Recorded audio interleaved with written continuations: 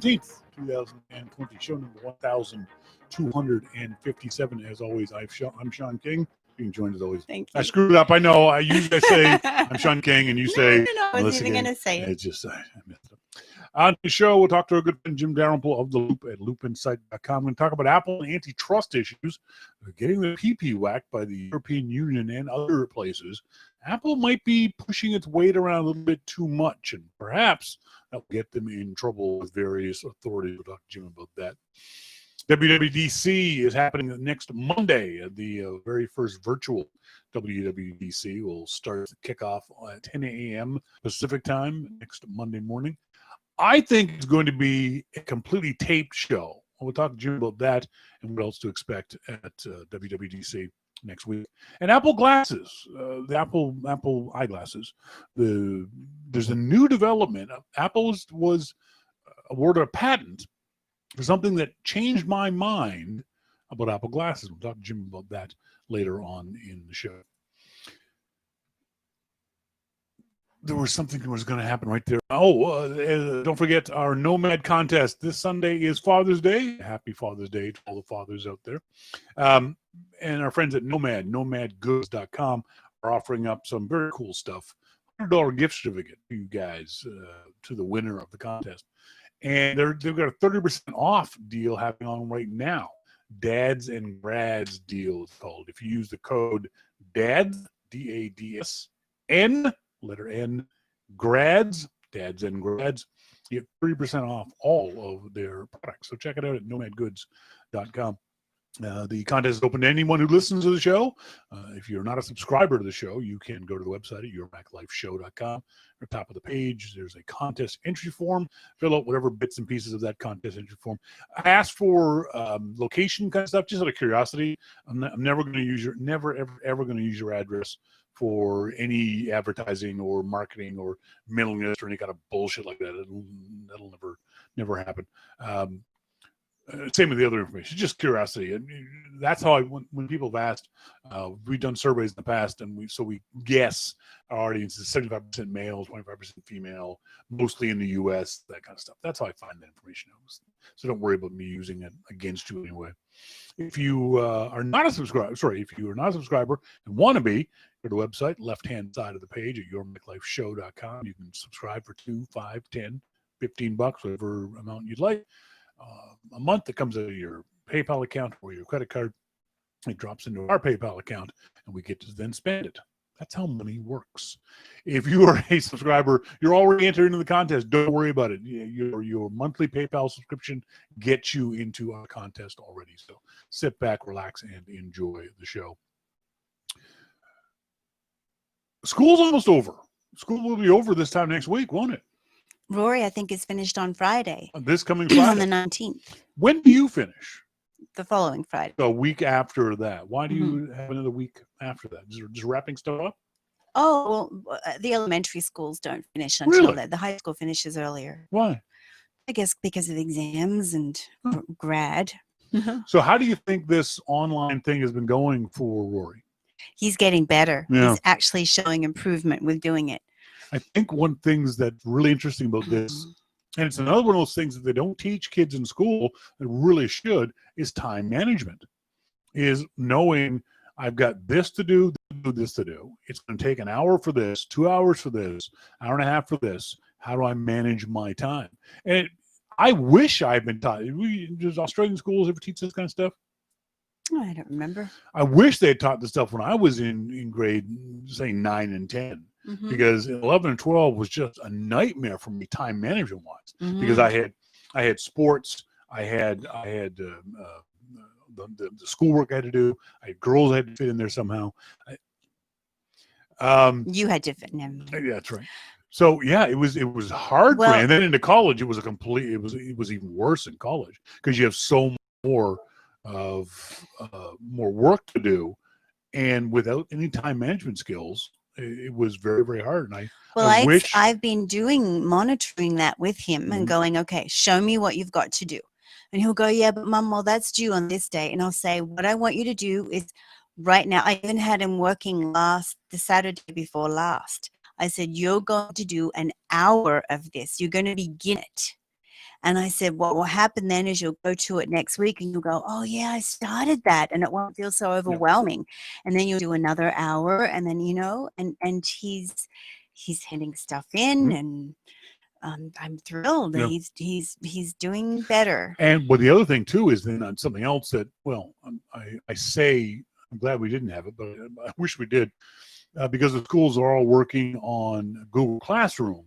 Teachers can make assignments on Google Classroom, but parents can also check the work on Google Classroom and the to-do list, or the things that are assigned and when they're due.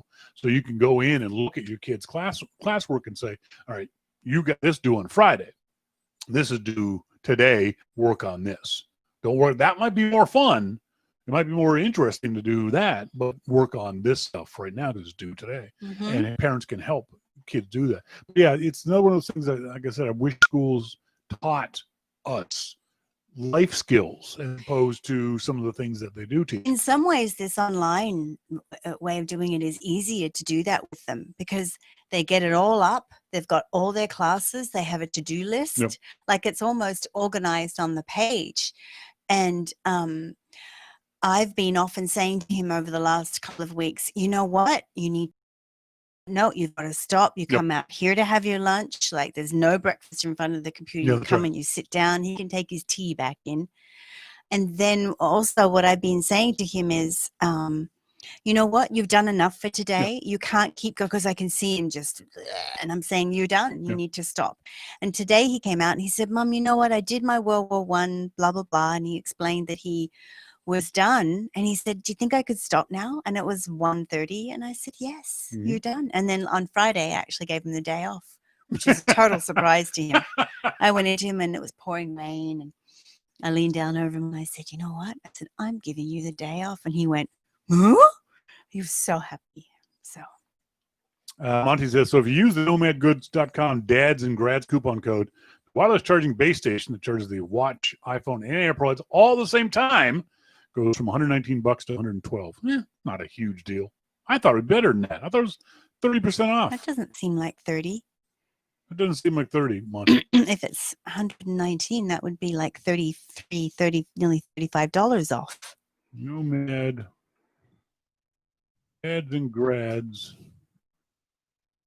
page is I'll send it. Monty, check out this page and see if the chat room.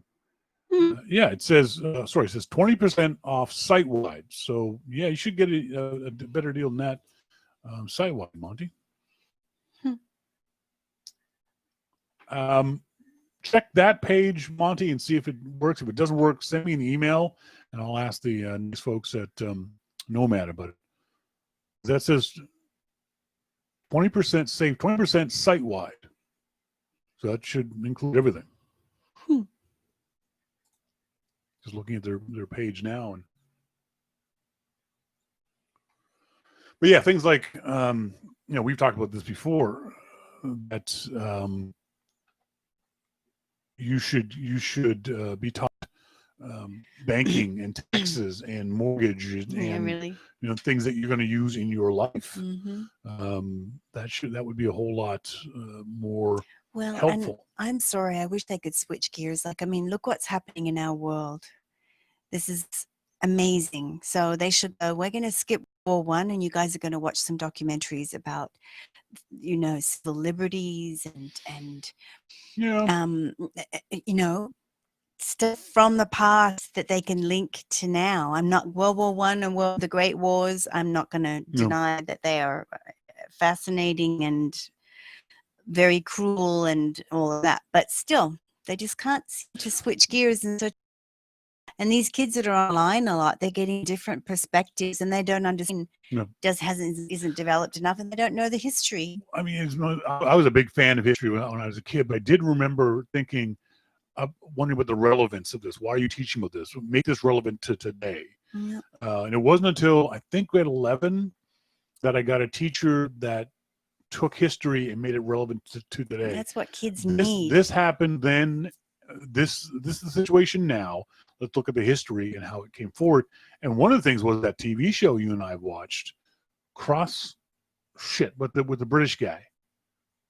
Shoot, what's it called? from Oh, the that mid 70s. brilliant guy. Oh my gosh. Connections. Connections. Yeah, well, there you go. Connections. If you ever see that on your favorite streaming service, it's old, Oh. very dated. He has lapels that could take on these flight. big wide Bell bottoms. It's but awful. somehow, and he's utterly brilliant. Yeah. I don't think there is many more brilliant people than that man on this earth. Yeah. And he just makes it look really cool. The way I don't know he what connects. it is, the way, and he connects all these things from ancient times to now, and oh my God. Oh, yeah. I would love to have him in my history. Oh my goodness. That was I remember seeing that when I was a kid.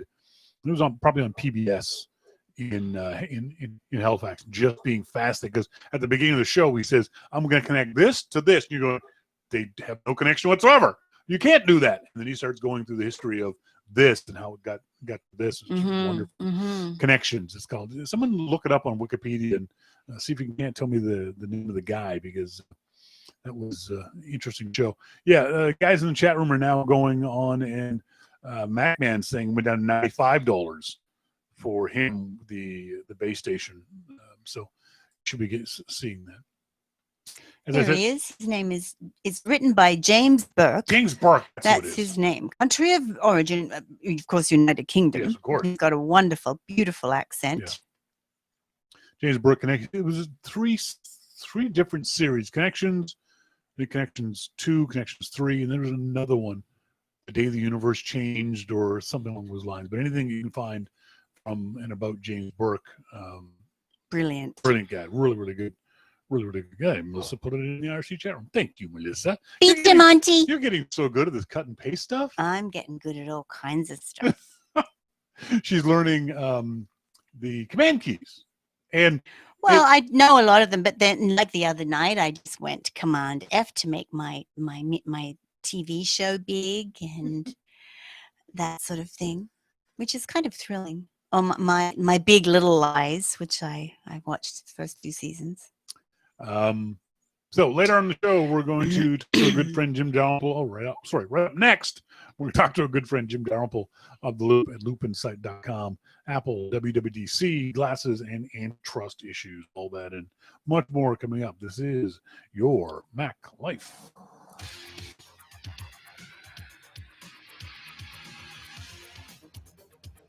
Your Mac Life.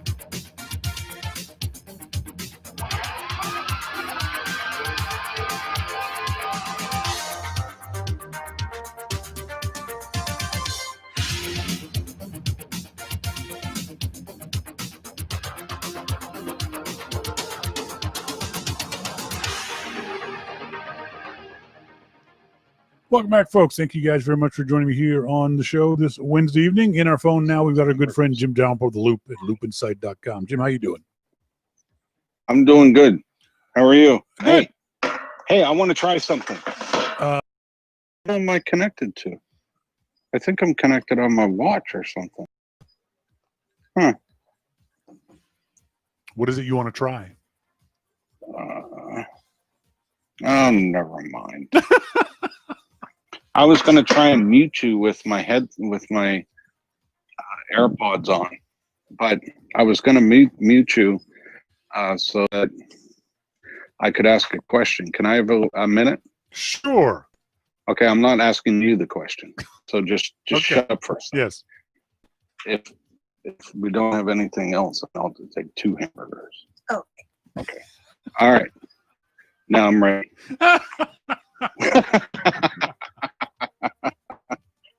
Oh God! You had the drive-through or something? No, I'm talking to Eric. I'm talking to Erica. So I'm sorry. Wednesday night's her turn to cook. We have hamburgers, but then I forgot to ask her what do we have with the hamburgers, and she said, "Well, nothing." And I said, "Okay, we're going to have 2 hamburgers." Like barbecue hamburgers, grilled. Yeah, oh yeah, she's going to barbecue them out here. What would you have with a hamburger? Aren't hamburgers good enough? Well, hamburgers are good enough, but maybe she had a little treat for me or something. And if she doesn't, oh, you don't even want to know what she just did when I said that. I'm sure she flipped you off. Well, yeah, could be that too. Yeah, we had fish burgers last week. Oh, that's just gross. Yeah, you don't like seafood, so shut up. Fish burgers. But Melissa makes salad with that stuff. And I just have the burgers. I don't need anything else with them. I made homemade tartar sauce. Oh, tartar sauce. Tartar sauce. See, that's just gross. Fish burgers, really? You are the only Nova Scotian on the planet that doesn't like seafood, so hush your mouth. Ugh. Next week, next Monday at 10 a.m. Pacific time, Apple is putting on the virtual WWDC. Now, first question is, do you think it will be live or will it be Memorex? The keynote? That's how old I am. I just said Memorex. Yeah, right. I know what you meant. Because you're as old as I am. You know, will it be live or will it be taped video for us to watch? Oh, I believe it'll be taped. Yeah, all of it. Yeah. It just jobs theater sitting even social distancing from each other looks silly, and it's just not going to be the same. It's going to be a tightly produced, well run, tight hour and a half, maybe hour and 45 minutes of whatever Apple is going to announce next week. It can't be live. It makes no sense for Apple to even try it live. No, why would they bother? Yeah. You know, and to quibble with one little there, all of their keynotes are highly produced. So, you know, I don't see any difference there. True, but I mean, there won't be any glitches in this one because they'll just go back and redo the tape. Well, again, I don't think that there are very many glitches either. Yeah, true. I mean, they do a great job. I mean, I understand what you're trying to say, but I don't think it works in Apple. If you were talking with Samsung, then yeah. Those guys should do it to tape. Those guys should absolutely. They should, but you know, I mean, everyone should except for Apple. So now becomes the time. At some point over the next Wednesday, over the next 72 hours, we're going to start hearing a lot more leaks, a lot more rumors about what Apple's going to announce on Monday. I had to laugh out loud in a sad, pitiful, just oh you poor dumb bastards kind of way. Macworld, formerly Macworld Magazine, Macworld.com. WWDC 2020, what we might expect Apple to announce on June 2nd. So this is what WWDC announcements Macworld expects. Okay. iOS 14, iPad OS 14. Do you agree with that? Yeah. Wow, that's taking a step out there. Okay. Mac OS 10, 16. Oh, geez. Yeah, they're starting to get it. Okay, go on. Watch OS 7, TV OS 14. Maybe. Oh boy, they're really starting to, you know, they're getting out there. Oh, it gets worse. New services or a bundle. An all new iMac. AirPod. Wait. Don't skip over the good parts here. What new services? Exactly. You can't just say new services. I mean, that can mean anything.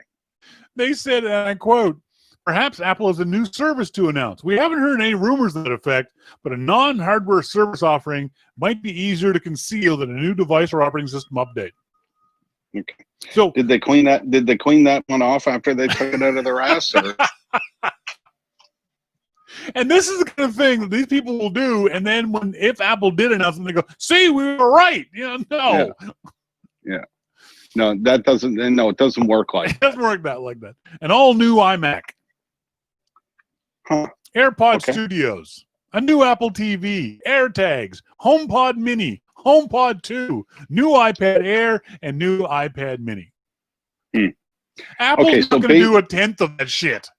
So basically, they're saying everything just in case it happens, and say, yeah, that was on our list. It's exactly what they're doing. See, we predicted that. No, see, the whole thing about writing stories like this, like, clearly they don't know, is that what you're supposed to do is think, be thoughtful, say, you know what, I don't think that this is going to happen because of this. But I do think that this one will happen. Yep. And give your readers some that you know what the fuck you're talking about. So, looking at WWDC, and this is not meant to be in fairness to Macworld's article, because that's just silly. Looking at WWDC, to say that we're going to see new OSs on all 5 branches is a given. Yeah. And they should have just said 5 new OSs. Yeah. Yes, we're going to see that. And that's just guaranteed, because that is what WWDC is all about. Yeah, exactly. And as much as every once in a while, Apple will announce something big at WWDC, it's never going to be an iPhone, and it's never going to be an iPad. Yep. So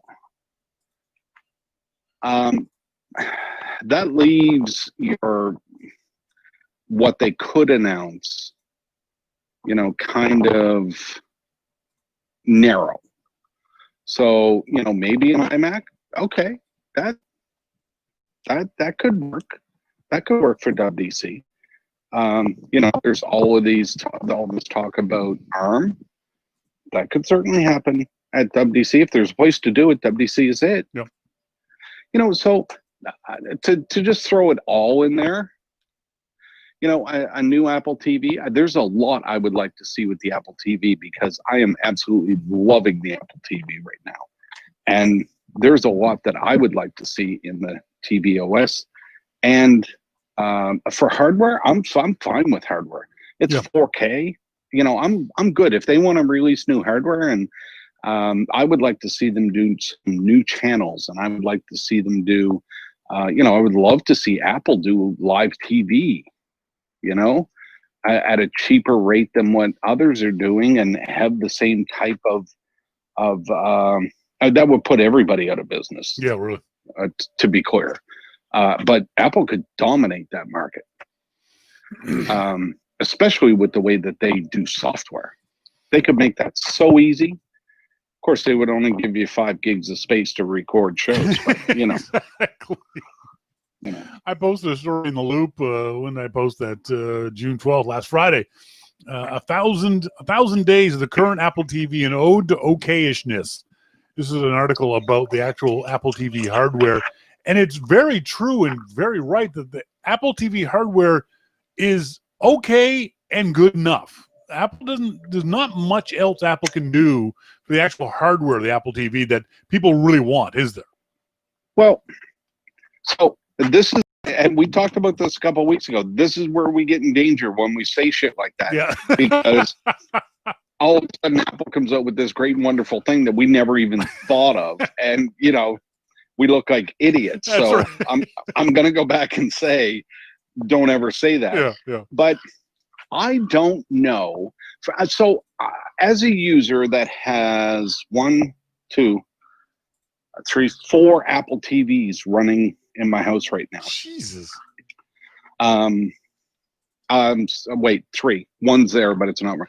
Three Apple TVs actually running, watching, all of that kind of stuff. So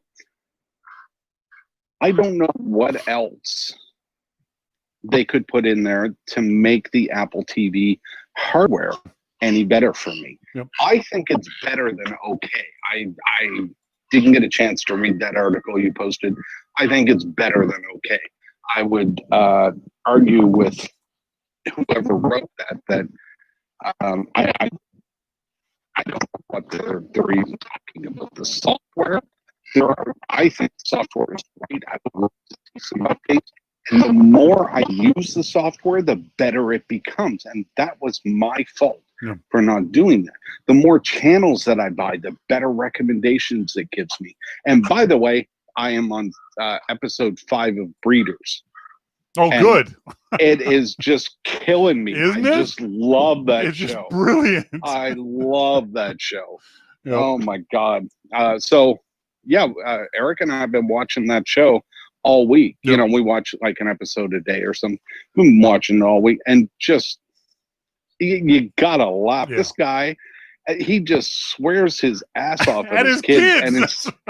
and it's just so funny. But again, if that was an American show, they would look like idiots. Yeah. But because they're British, they have that accent.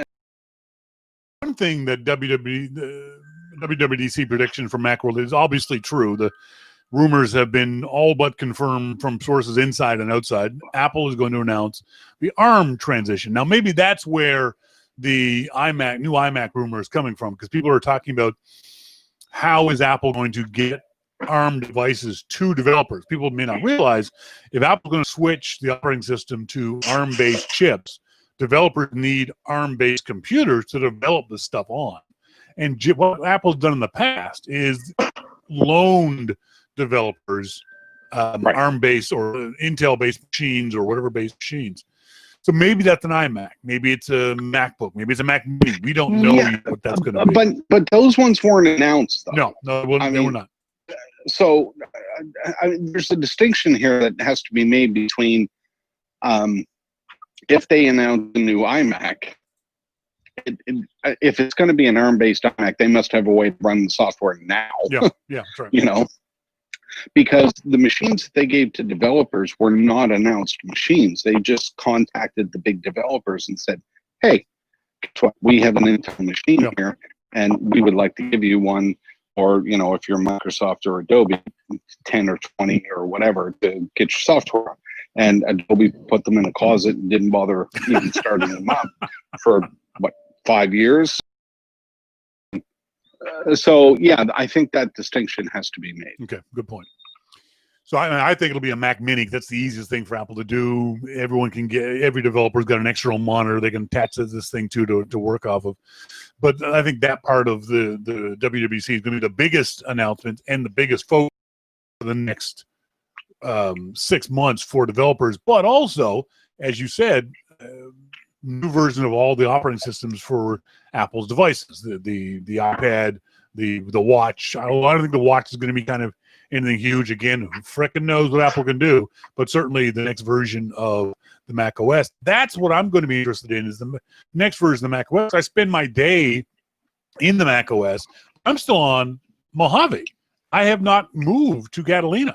I haven't seen any compelling reason for me to move to Catalina. First time, I think, ever in my Mac life that's been the case, that I've been able to say that I've completely skipped a whole operating system upgrade because my machine works fine. It's getting a little slower now, so I don't want to burden it with whatever overhead Catalina might have. Plus, the 32-bit transition for me really hurt a lot of the workflow stuff that I was doing, and I didn't see anything compelling in Catalina. Almost a year since the last announcement. How about you? Is Catalina a good, bad, indifferent OS upgrade for you? Well, do you even notice it anymore? So, things are different in new operating systems, right? I mean, there may be a different way to do some things that you were used to doing. Now, that is it's so sad to say it like that, because Apple puts a lot of work into these operators. Some people used and some people didn't. Like, what did they call those different desktops? Like Spaces or something? Dashboard or Spaces, yeah. You know, where you could put apps on different. Yep. I never used that. Not once. Yep. I didn't. That wasn't really a big thing for me, but for some people, sure, yep. That was. I mean, to be honest, what I'm looking for out of an operating system is integration with my iOS devices. Yep. Syncing across all of my devices, and stability. And stability is probably the number one, you know, if you put that up there. And that would go for all of the operating systems. Absolutely, yeah. So, you know, when you look at features for Mac OS, that's kind of that if they do that, then I'm good. But Mac OS is usually so stable these days that we're not. I mean, my big thing is if they do a lot to Apple TV. Yeah. So that shows how much I've moved, you know, from the Mac first to iOS. So I hope they do these things with iOS. But iOS works so well now, and it's a very mature operating system like Mac OS. iPad OS, there's some things that they could probably do to that to make people happy. Multi-user, which I don't really need. I don't care. But you know, there are some people that do that don't want to buy different iPads for each one of their kids because they don't like their kids. If they did, they would buy them each one. Come on now. Hey, Tim needs to eat too, you know. Tim needs his cookies. So, you know, there are things like multi-user on the iPad that I'm sure that people would really like to see. I could care less. But we've wanted that from the get-go. Multi-user on the iPad, on the iPhone, and the Watch OS. It's not going to happen. If Apple hasn't done it by now, I can't see them doing it any other time. It would be great for us as a family. I'd love to be able to buy one iPad Pro that we can all use, or one watch that we can all use. I understand why Apple doesn't do that, because it makes, in theory, it makes them more money. Not from our family, because we don't have that kind of money. But I don't think that's it. You don't think what? I don't think that's it. I think you're being pretty cynical. No, I don't think that's the reason why Apple's doing it. I'm saying it's a benefit of Apple not doing it. Yeah, I don't think that's why Apple's not doing it. Then why isn't Apple doing multi-OS then? Oh, well, I think that there's probably that. Well, one interesting point is that they can do multiple multi-user on Apple TV. Yes. I think iPad OS is probably a bit more difficult. Dave Deese is. I just pulled that out of my ass. I have no idea. That's why I skipped over it completely, because it was just ridiculous. Dave Deese says, I think the reason not to have multi-user is that it complicates the UI horribly. I don't complicate the UI on your Mac. I can have this Mac switch back and forth between multiple different users in a heartbeat. It doesn't complicate the UI at all. Dave and I are going to do a show. We're just going to cut you up. Well, Monty's going to be pissed with that. Well, Monty will be there too. So the multi-user, when I look at multi-user, I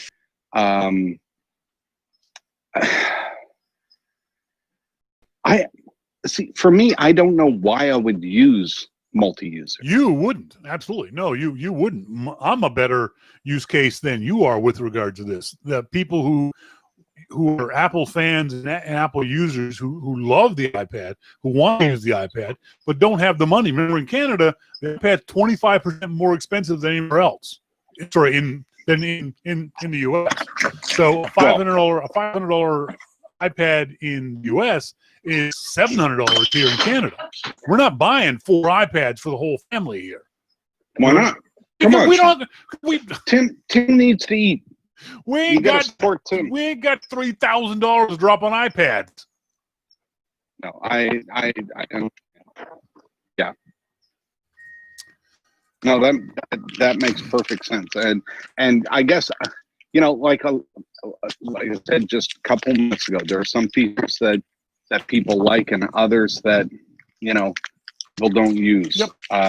I'm sure that there are people that don't even know that there's an audio MIDI app that Apple provides on your Mac. Yeah. You know, it's there, and it's been in every version for That's a long, right. long time. Exactly. And people probably don't even know it's there. Yep. But I use it all the time.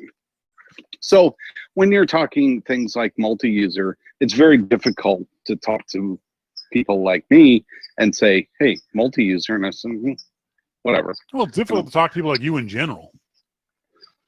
And here we are again, not even a half an hour into the show, and I'm wondering why the hell I picked up the phone. Next Monday, 10 a.m., WWDC starts. The stream will be live on YouTube at that time. You can go to YouTube, actually, and they'll send you a reminder notice about it. So It must be on the Apple Events app, too. it probably is gonna be everywhere, all the usual places. So check it out. I'll watch it on Apple TV. Hitting Apple mostly because of complaints from Spotify and other companies who want Apple to play nicer with them. But closer to home, or maybe more interesting issue is this new Hey app for the folks at Basecamp. That basically what Apple is saying is the folks at Hey can't do their app on the iOS store the way the Basecamp folks want to happen. That's the basic version. The problem is when you start drilling down into it, that it gets really, really ugly from Apple's point of view. In that, and tell me if you agree with this, Apple being very inconsistent in the way they manage this. Do you agree with that? I do. Okay, go ahead. No, go ahead. Yeah, they are being inconsistent. It would appear that Basecamp is doing absolutely everything according to the law. Yeah. And I mean Apple law. Yes. That they are following all of the guidelines. They're not linking out. They're not saying, hey, sign up here and pay. They're not offering any kind of incentive. It would appear that they're doing everything right. Yep. But they're on Apple's platform. Yes. And Apple can do what they want. Yes. Doesn't Apple, I agree with you 100%, Apple can do what they want, but doesn't Apple owe it to the users and the developer community to be at least consistent in how they apply the Apple guidelines? Agreed. I think that's the issue. If I think the Hey folks would agree that if Apple is at least consistent the way they make these rules and apply these rules, there wouldn't be a problem, because according to Hey, they are following all the rules as they understand it from Apple. And Apple comes back and says, no, you're not doing this. And the folks at Hey are saying, well, yeah, but neither are they. So some people, and then Apple's trying to make this distinction between business apps and consumer apps, which is just utterly ridiculous for Apple to. Like Apple's grasping at straws here. I think Apple's going to eventually do two things: renege on this Hey email app issue, and get themselves in a deep load of crap with the EU, because this feels like Apple's pushing its weight around and using its monopoly power over the App Store to hurt developers. You know, this is one of those topics where I'm absolutely of two minds. You know, when I first heard about it, I thought you're playing in Apple's garden here, and Apple can do whatever they want to do with that garden. And if you don't want to play in it, then just go away and don't play in it. I agree 100%. But then came the secondary thing where, I got this from Gruber and Ben Thompson when they were doing their Dithering podcast, that, you know, if they're able to follow all of the rules, then either the rules are wrong or what Apple is doing Yeah. is wrong. And Apple can always say, obviously in a very simple way, but you're still playing in our garden. Yep. So we can still do what we want. I mean, there are companies that have tried to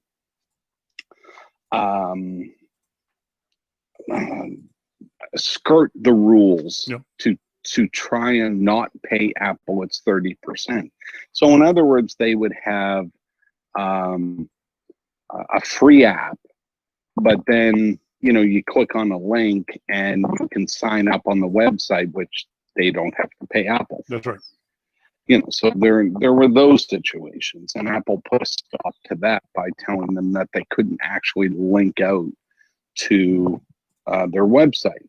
Well, and I don't have a Hey account, so I'm basing this on what Gruber said. When you open up the Hey app, it asks you to sign in. Yes. So you can't do anything but sign in. Yep. If you don't have an account, there's nothing you can do. That's right. They don't offer you a way to get an account. They don't say, hey, that was weird, but they don't say, go to this website Yep. without a link and get an account. They don't do Yep. any of that. Any of it. So but that they are trying to kind of skirt the process here. Yeah, true. So that's why I'm of two minds of what's going on. I wish it was easier, but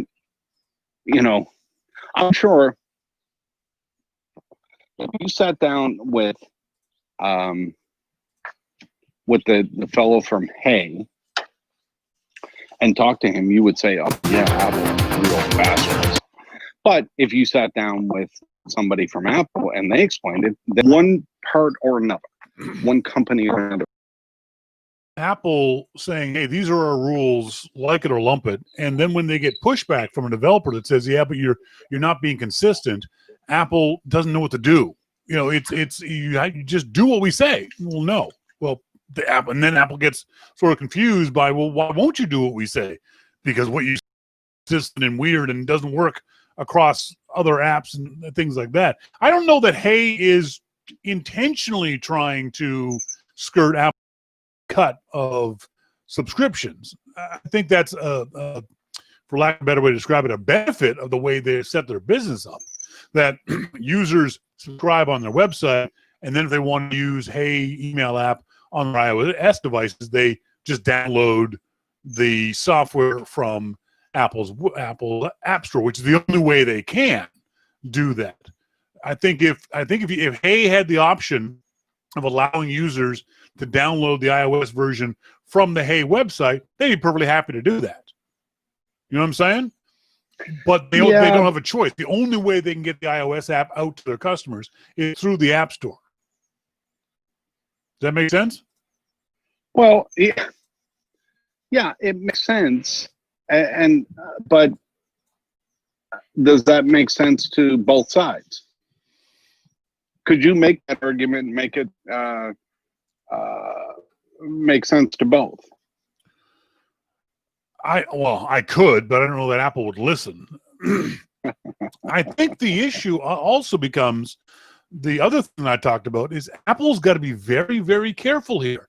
They keep doing this stuff. And as it gets more PR, as more people jump on the bandwagon, as more people, government agencies and countries and regulators and overseers of this kind of stuff see more and more of these things happening, Apple starts to look worse and worse, and Apple doesn't do a good job of defending itself historically.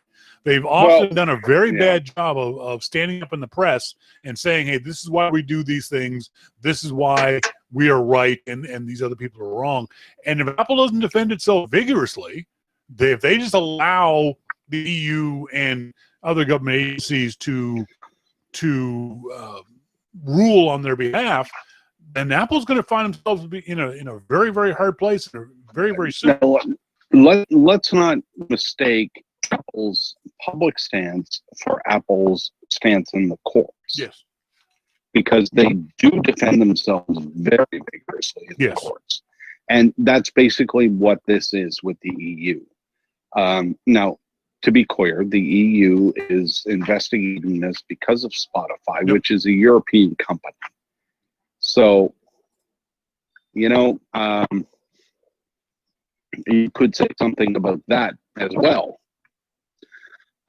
But what Apple is saying or not saying about, hey, you know, it will probably be a part of that because the EU will pick up on that. Yep. But Apple's defense, or what seems like a lack of defense, I think will be stronger in court than what it would be in public, which is normal for Apple. It is, but because they're being attacked to getting nailed with an antitrust suit, I agree. I think they're on very thin ice here because of the inconsistency of their actions, because of their perceived monopoly over their own store. And I said perceived intentionally because, yes, it's their own store, but you should be allowed to do whatever you want in your own store. But by not applying these rules the same to all developers, the ones who don't get things done the way they want to, get up in arms and recourse. Apple in the past, these folks haven't had recourse. Now they do. And that's part of the problem, isn't it? Yep. That this stuff is not well, and there would make sense. You know? Maybe from their point, I wouldn't disagree with you on that. But that being said, there's always two points of view. But I think in this type of situation, you're always looking at, yeah, you know what? You're right. That does make sense. Yeah. Oh wait, no, you're right. That does make sense. So I don't think that we know enough about. I mean, hey, Basecamp has been very outspoken. Yep. Apple has not. So, I mean, we're making a lot of assumptions about what Apple feels about this. Speaking of assumptions, Dave posted on The Loop the story, Facebook launching the largest voting information effort in U.S. history. I had to laugh out loud when I read that story because cons and the good information about election. Right. Do you believe Facebook on this story? Do you think this is just a PR campaign? I'll be honest. I don't believe anything that Facebook says about anything. Anything. Facebook could tell me the exact address of where their headquarters is, and I wouldn't believe it. Even if I could look it up on a map and drive there, I still wouldn't believe it. I mean, they are just one of the most. So I do not believe anything that they say. I just don't. Do you use Facebook? I think the last post I made on Facebook was maybe 3 years ago. So no. And that post was a picture of me outside of my favorite pub, and it was proof of life pic. Yeah. And it had been a year or two before that since I had posted. Yeah, so you're quite inconsistent in your postings at the very least. Well, apparently. Apparently. I just,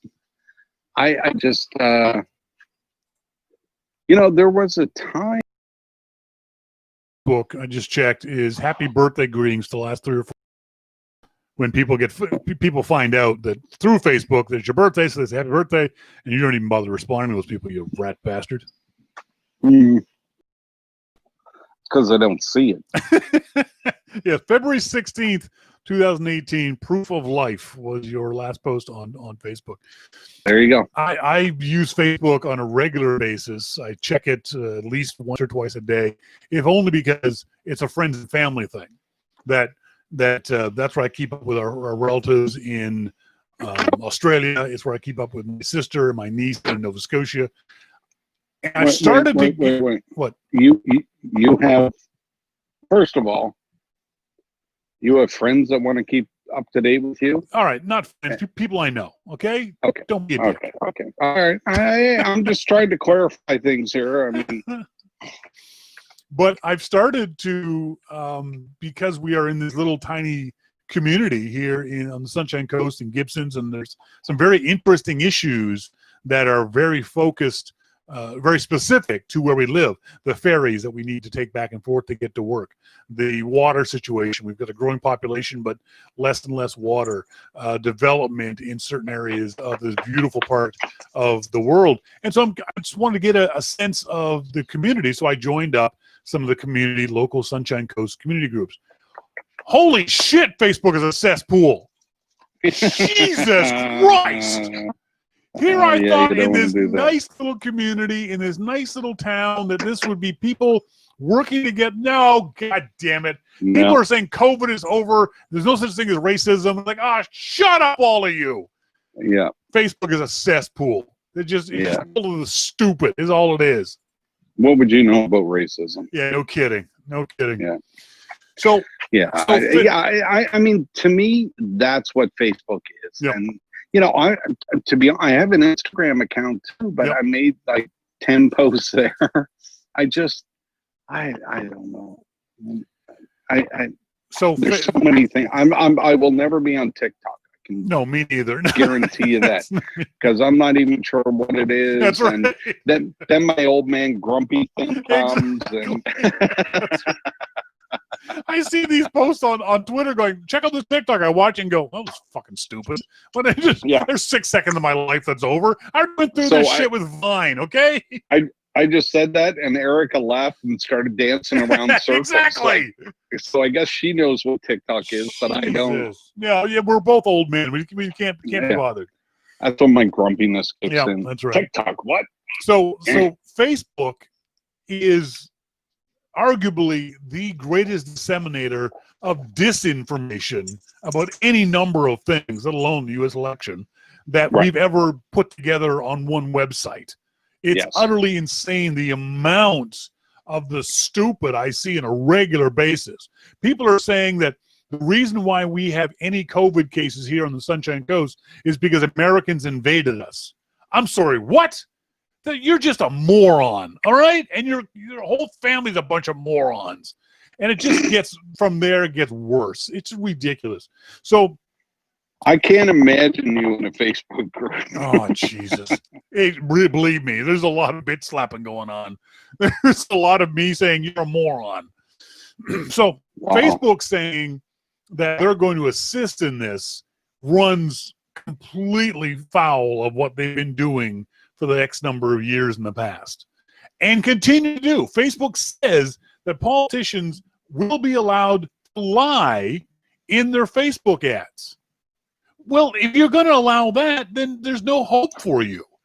If you're not going to sense of that, exactly, it's because sadly so many people get information from Facebook. I don't say news; I say information, and so much of it is bad information that these people are just led astray in any number of ways because of Facebook. Facebook encourages this kind of crap. So Facebook's saying they want to sign up new voters and they want to help out the situation. No, I think Facebook should just shut down for 5 months until the election is over. That would be a better service to America than doing any kind of helping with information going around the elections. Well, maybe if they just shut it down. Well, yeah. The thing is, you can't shut it down because that part of Facebook where it's the friends and family thing is really good. I love seeing posts. We've got Melissa's niece, I think it's her niece, her second cousin, Tasman, beautiful young lady, is just going out into the world now. She's graduated school there, and she's just going on. She has another second cousin, Zane, who is a gorgeous young man who's just starting his working life. And it's really neat to see these two wonderful young people going forward in their lives and going traveling. And Zane's getting his carpentry ticket to be a carpenter, and he loves it. That stuff is great. Learning about my niece, who's a wrestler in Nova Scotia. When Jim and I were kids in Nova Scotia, girls did not wrestle. Now my niece is winning gold medals in competitions wrestling for her school. I love that stuff. So Facebook is great for that kind of stuff. But once it gets outside that tight little bubble of my family, dear God, it's a cesspool. It's freaking awful. Well, yeah, and you have to remember that a lot of families are bigger cesspools than that. Yes, that's right. Exactly. This is true. You know? Whoa. A lot of families would rather read the cesspool than their own family stuff. At least I've cut the idiots out of my family on Facebook, so I don't got to worry about that. So yeah, I'm lucky that way. I don't understand now that I'm out of it. Yeah. Out of Facebook, and if I'm not mistaken, it took you a while to get on Facebook. Oh, absolutely, yeah. Absolutely. Yeah. So, your love of Facebook is kind of surprising. No. It's not a love of Facebook. I like being able to communicate. Facebook as an entity, I think sucks, both in a user interface way, a user experience way, every possible way. Facebook sucks, but it does help me. It does help me. You're using it. Yes, I am. Yep. And you probably read those news stories, and now you think differently about U.S. elections and Canadian elections. No, I don't. Because you believe it. You believe it because it's on Facebook. I don't get my news from Facebook. It has to be true. Shut up. I don't read a single news item on Facebook. I never have. Now you're never wondering will. why you even called me. Yeah, exactly. Why would I pick up the phone? I don't understand. Okay. So I understand. I think Facebook is mostly made up of older people. I really do. Yeah, the demographics might skew that way. Yeah. So older people will use Facebook because they can keep in touch, as you said, with family, with friends, with whatever. Younger people are on the 6-second dance videos on TikTok. And I don't think that a lot of young people use Facebook. Yeah. Which is part of their problem, which is why they bought Instagram. Yeah. But now, are they going to have to go out and buy TikTok too to make the business worthwhile? They just might. I mean, might, but at some point, this is going to collapse on them. I mean, Facebook to me seems like a giant pyramid scheme. Now, they started off with Facebook, which was great. They got the older people in it, but that's not enough to sustain them. Yep. Then they, you end up with Instagram, and what did they pay for that? Like $19 billion. Oh yeah, stupid amounts of money. Yeah. So you got Instagram, but now it's TikTok. Are they going to buy that? They could. Yeah. But I think that's the only way that Facebook can actually survive. I don't think Facebook itself can survive. That's an interesting point of view. I don't know if I agree with you, but yeah, I definitely get your point. I think it's going to. Well, you're wrong. Well, not the first time. I'm okay with that. I'm fine. But I think part of the issue is that because Facebook has got this kind of momentum that I don't know if anything can even stop it anymore. That Facebook is going to. It may. Contract, get fewer and fewer users, but it's still going to be arguably the outside of China, the single most popular way people communicate with friends, family, and complete strangers about internet memes. Yeah. Let's move on. Something this is one of those things you see this headline and you see that it comes from Forbes. And exactly. That's exactly the reaction you'll always get. Except, and this is the first time in the 27-year history of this show I've been able to say this: Forbes might be right. Are you ready? So, okay. So to be clear, yeah. I look at a Forbes headline. I do not read it. So I don't. I don't. Yep. And that's fair. You shouldn't. Because 99.9% of the time, it's just crap. It's just stupidity.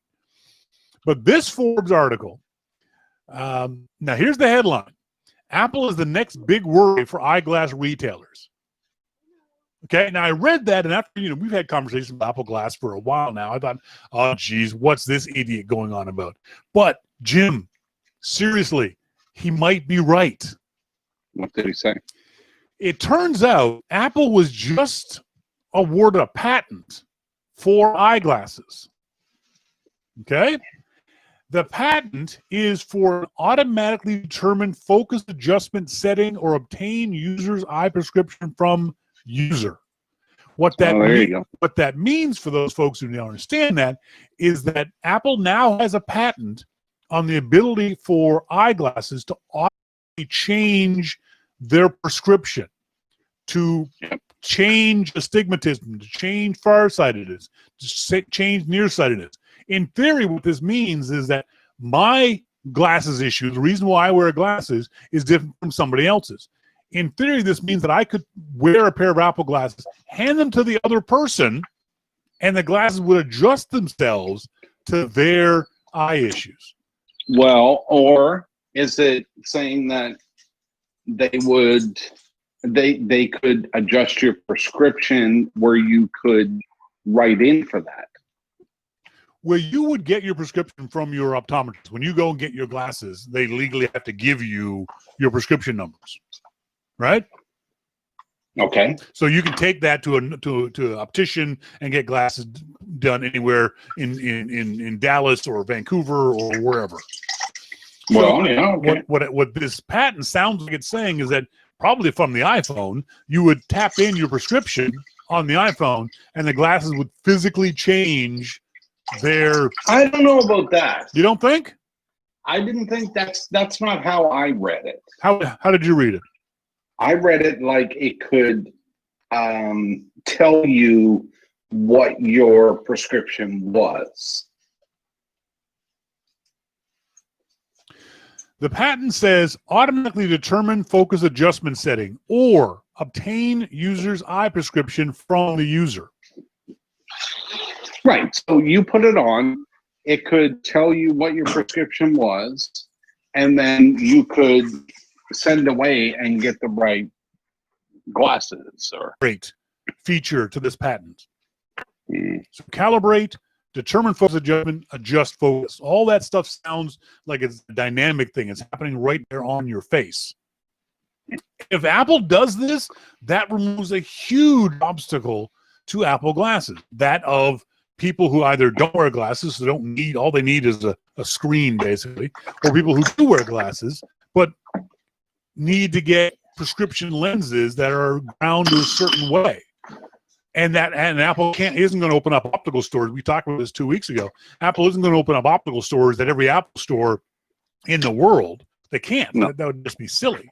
So if Apple solved the issue of prescription glasses, they could have them in their Apple stores, though. I mean, I can't see Apple doing that. Just a little corner off to the side of an optician. I can't see them doing that.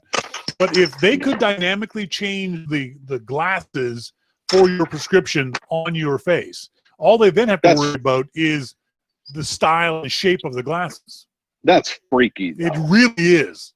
It really is. If Apple's cracked that beast, if Apple could make these screens adjustable and in quantity, that is a complete, in my opinion, complete game changer when it comes to the idea of Apple Glass. It may never come to fruition, because I still think it's kind of silly, because most people don't want to wear glasses. Most people want glasses off their face. They don't want to put them on. But if Apple could do that and tell people, hey, you can get the same prescription you've got now, but basically with an iPhone strapped to your face, that might be attractive to a lot of people. Okay. Yeah. I mean, if they could, that would be the freakiest tech ever to come up. It would be, and given what we talked about before, it'd be even freaky because it would be multi-user, because your glasses would be able to be used by other people. Yeah, I can't see that happening. I can't. Monty says the medical lobbyists would have a stroke over this. It will never be allowed, but the optometrists would stroke out. They could be rendered obsolete. Dave D exactly. Dave D says you still need someone to measure the prescription. He's right there. You still need to know, but if you've already got glasses, you already know what your prescription is, or you can find out from your optometrist. You call them up and say, what's my whatever on prescription. Yeah, I don't know. Either we're reading too much into this now, Yep. or this is so far in the future that, which can happen. You know, I mean, it's a patent. It doesn't mean anything. So Dave D says you still need eye checks every year or two. Yeah, not everyone does that though. Not everyone can afford to go to the optometrist every 2 or 3 years or 1 or 2 years like you're supposed to.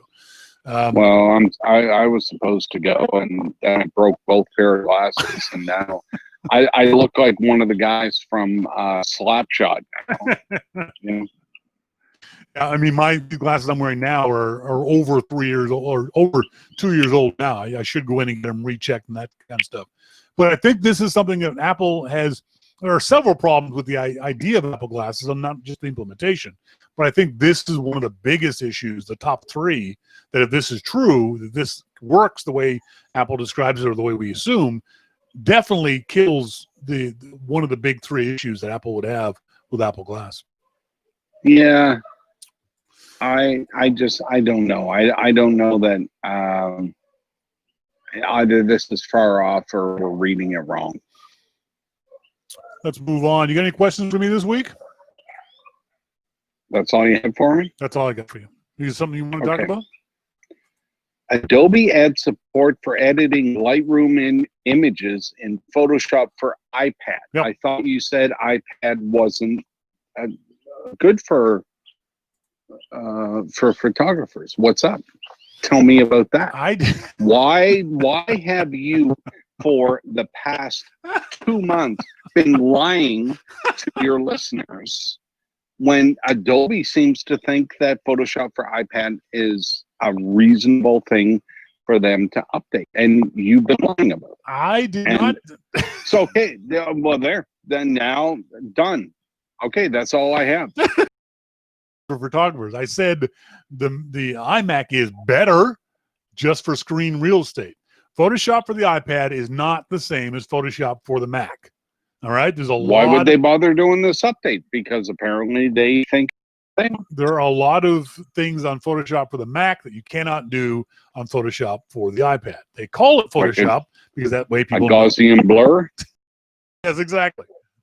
But what they are doing is very slowly, very incrementally making both Photoshop for the iPad better and closer to its big brother on the Mac, and Lightroom better on the iPad and making it more integrated to the iPad, to the Mac OS. The thing that I found interesting was that with that story is that it's saying to you, you can take your picture in or edit your picture in Lightroom for the iPad, and then you want to be more specific with your adjustments or do certain things that are easier to do in Photoshop, it'll send it to the cloud. You open it up in iPad for Photoshop, and you can do Photoshop things, not everything, but a lot of the integration between Lightroom and Photoshop on the iPad is getting much better. That's very good news for a lot of users. It's still going to be better on a full screen, full desktop, full keyboard, mouse, all that kind of stuff. It's still going to be better on your desktop, whether it be a laptop or whether it be an iMac. But it's getting better. I'd say it's about 60%. If you were in court, I would charge you with perjury right now. But you'd have to prove that I said Photoshop for the iPad wasn't any good. I never said that. Well, I didn't say that you said it was no good. What did you say I said? Fuck off. All righty then. I think you have said over the past couple of months that, because I've asked you about iPad apps, that you didn't think that Adobe in particular was very good with what they did on the Mac or on the iPad, to be clear. What do you mean? I didn't think they were very good. You tried to bully them because of what they did on Intel. It took them a long time. You agreed with me on that. Don't give me that crap. You know. You're making shit up, Jim. No, I'm not making shit up. You're making it up. These are things that you've said. But not. No, I don't want to have to go back and transcribe all of the things. But, Photoshop on the Mac is one of the best, most complicated applications you will ever use outside of NASA. It's an evil program to learn. It's difficult, but it's hugely powerful. There is no way that Photoshop on the iPad comes anywhere close to the power of the Macintosh version, but it's getting better. It's kind of like photos. Oh, no. Photos is shit no matter what. I'm sorry. No. There's nothing good about photos. No one should use Photos on the Mac. It's an awful application. This is a perfect example of Apple's walled garden not working well. I'm usually in favor of the walled garden approach in a lot of ways, but when it comes to Photos, dear God, Apple has screwed this up. They have just, in any number of ways, you hear stories about people all the time talking about how their Photos library has gotten corrupted, or it's duplicating things, or it doesn't allow you the freedom to do what you want to do. No, Photos for the Mac is just an awful program. Don't use it. Find something better. Send me an email, Shawn at yourmaclifeshow.com. I'll help you find something better than Photos for the Macintosh. Seriously. Damn. It's shit. It really is. It's a terrible app. Okay. It's like Apple took when Apple changed the aperture, when they got rid of the aperture program, all the good aperture coders quit and all the shitty ones worked on Photos. Oof. That's what it feels like, because the app is a horror show. When you've used other, if all you ever use this is very much like Windows back in Windows 3 days. If all you ever use is Windows, you thought that was a good app. But when you use other apps, you go, oh, wait, shit, Windows is crap.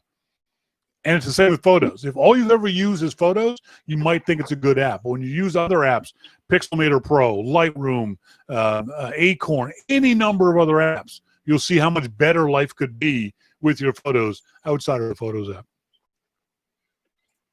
Wow. Okay. Anything else? No, Right. you ramped it up there. I did.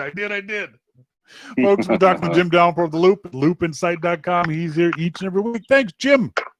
Thanks, Shawn. Talk to you later, buddy. See ya. Bye. When we come back, we got some emails from you guys. Got emails that folks want answers to. Damn it. They want answers and they want them now. But first up, as always, a very special message from our good friend, Vito More. This is your Mac Life.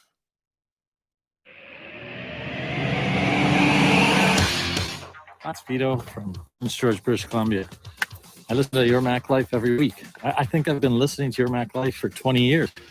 We're talking about 8 hours of entertainment a month on average. And yes, I do send in some money every month. I want to keep the show going. I think you can too. Help them out. Help out Shawn and Melissa. Send them some bucks every month. If you enjoy the show, why not? 2, 4, 5, 10, 12, 100.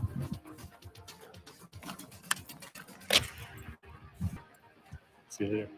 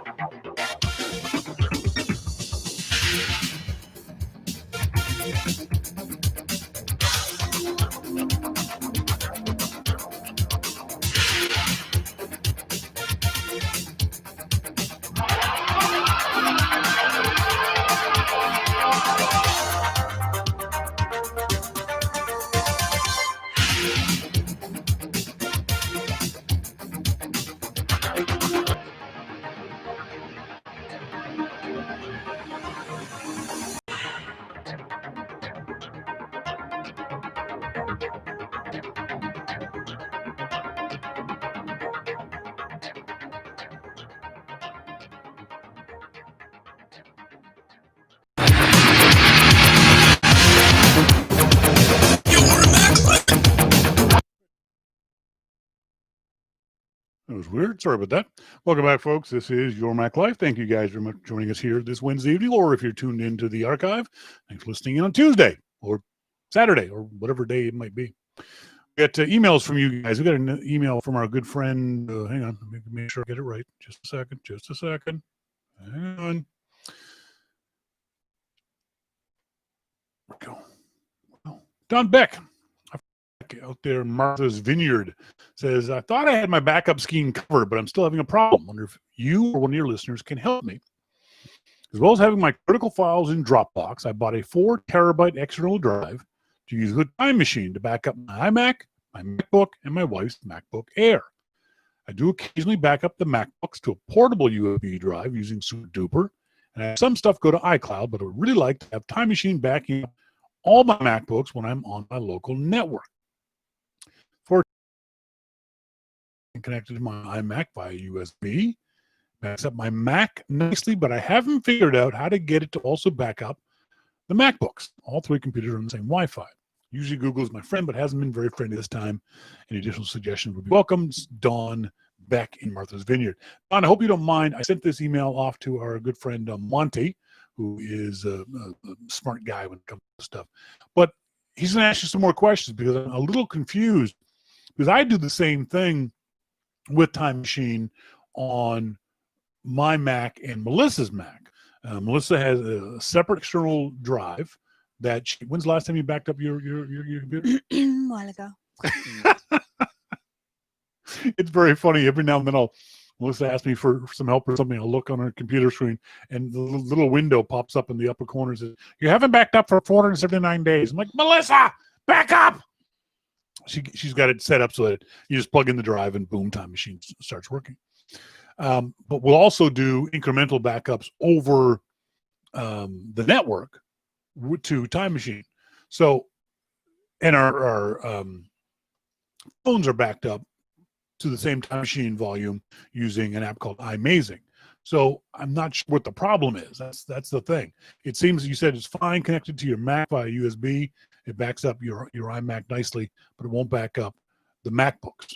So I'm going to get Monty to send you an email to see if we can't help you out and get that figured out, because that's a strange thing. It's one of those things that nowadays the Mac is often so easy to use that when it doesn't work out, it's like, well, why not?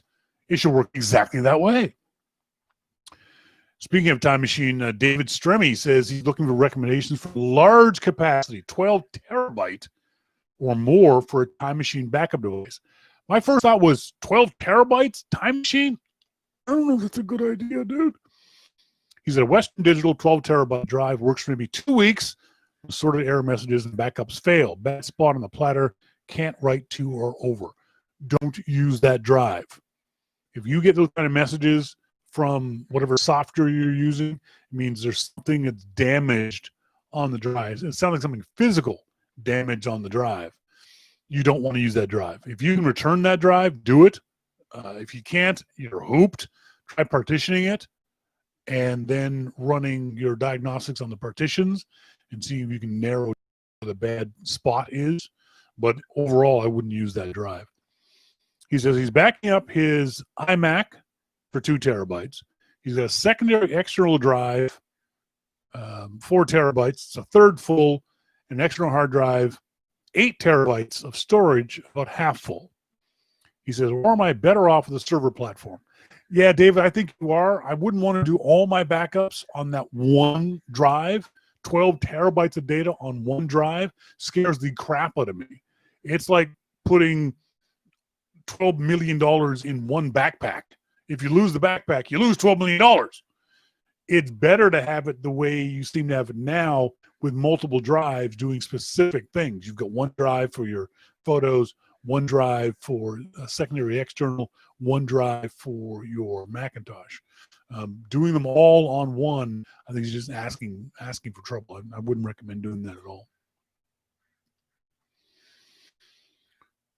Robert Poland says, I'm on Zoom almost daily. I'm like, Melissa, I'd like to be able to use my 50-inch TV. Because of space limitations, I need to use the iPad or iPhone camera. Has anyone here actually been able to do that? Melissa, you can answer this question. If I could use my TV, Yes.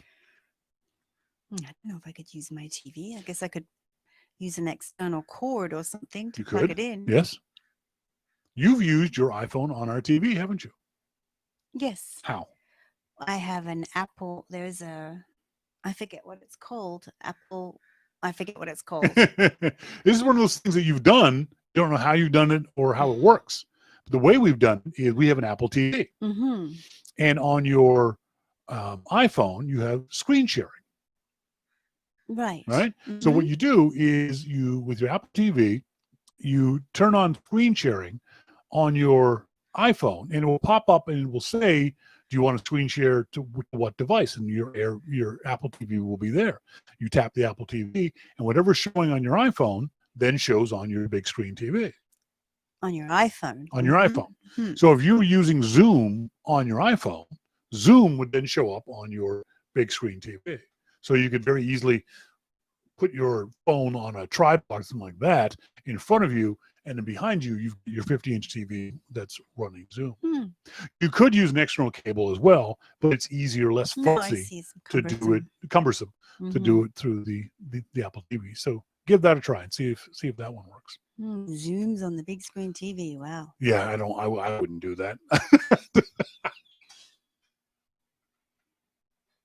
Okay, here, let's try this little thought experiment. What's good about Zoom? What do you like about Zoom? Either the process or the application? Well, I'm getting used to it, so that's part of it. Is that the best? I'm getting used to it. The good things about it compared to being in a meeting in real life. No. Oh, or yes. It depends. Well, You you're doing work. You don't have to. There's not the shuffle, sort of racing off to a meeting thing. I'm there. I'm in my home office. I'm doing my work, and I go, oh, my Zoom's coming up, and do my Zoom, and I don't have to be presenting myself in any particular way. I think one of the good things about video conferencing in general, if not Zoom specifically, is that you couldn't do this any other way. I mean, would these conversations that you have be as effective if there were just a conference phone call? Oh no, I like an advantage is I do like to see people's faces. Why? Because that's part of communication, Yeah. seeing someone's face. Yep. The other thing is, you can see expressions. You can. Yeah. A lot of people have similar voices, so you may not know who is talking. You mean, they may have the same sound voice, and you don't know. Sorry, was that Susan or was that Joanne? Kind of thing. This way, you can see. I like the mute. You like big fan of the mute? Are you?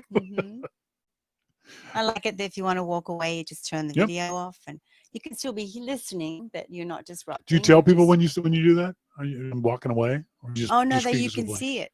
You press that you've turned off video, and your screen just goes blank. Or some people have a picture up there, like a scene of Yeah. some kind. No, I just turn mine blank. For a lot of people, they couldn't do the job they're doing now if they didn't have video conferencing or Zoom. The thing I like about Zoom is it's fairly easy to get into it as a non-techie.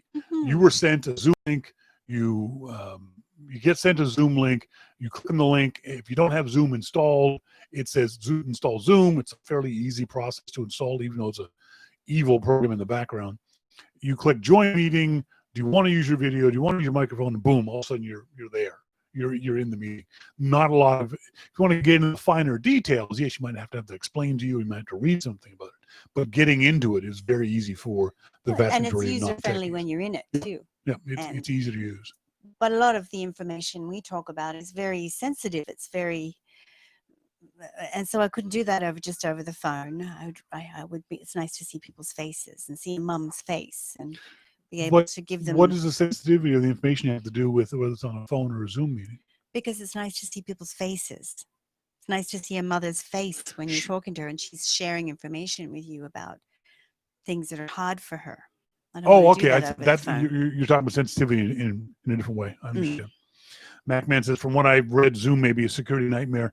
They fixed the vast majority of that. They still are saying, they just recently said they're going to allow end-to-end encryption. Now, Melissa doesn't have to worry about that because her company the school district has the full Zoom package, so her Mhm. stuff is That's encrypted. yeah. But if just a couple of people sending stuff back and forth, it's not encrypted right now. But Zoom has said, backtracked on what they were saying before, Zoom is going to allow full encryption. Now, people will check that to make sure that Zoom's not lying about that too. But most of their serious security issues where strangers could enter your Zoom call have pretty much been solved by the company. Monty Yes, makes a good point. he does. He says you can pick up a lot of stuff that someone doesn't necessarily say by watching someone's face too, but that's also dangerous too. You have to be careful. You know, if you're on a Zoom meeting with a colleague that you're not crazy about, and you start rolling your eyes at them on a Zoom meeting, it's different from rolling your eyes at a conference call. Yeah, but if you're a professional, you don't roll your eyes.